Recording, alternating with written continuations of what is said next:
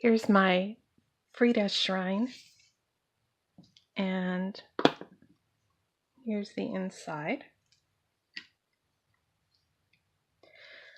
I added a lot of extra stuff since the last time I showed you this on video. There are several layers of fabric back here. There's some bright pink and then some guatemalan stripes, heavy cotton stripes.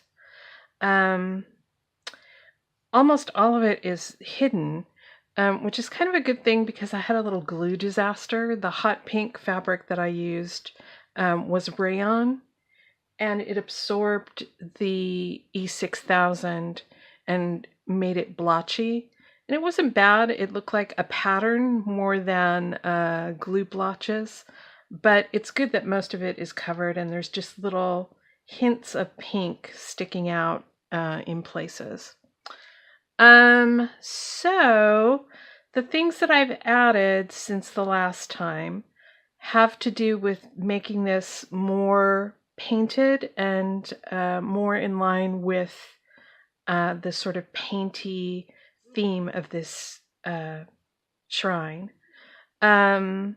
I added a lot of fingerprints dipped in paint on the bottles, which all have labels on them that say the color. And I kind of aged them down a little bit with their colors as well. I wanted the feeling that a lot of my tools get, where after I've used them over time, they tend to get little bits and specks of paint colors on them, sort of like this paintbrush, which has all sorts of fingerprints on it from various times that I've used it with different paint colors. So everything is sort of fingerprinty, blotchy. I had a picture of Diego, which is kind of a blotchy black and white. It looks sort of painterly, and I framed it with some tin that I painted.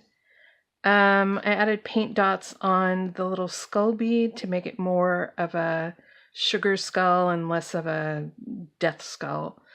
There's some folded up Spanish language text in here just to fill a horrible empty spot along the side.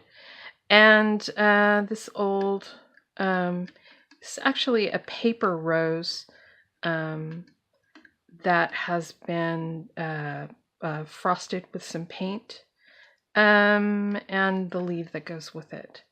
So this is a really full tin, and I tried to explore the theme of love and paint together.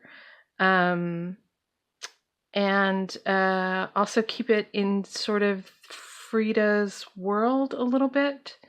I don't know what else to say about this other than sometimes the choices that you make when you're telling a story are personal, and they're things that maybe I will understand as important to the story that I'm telling that might not be overt or obvious.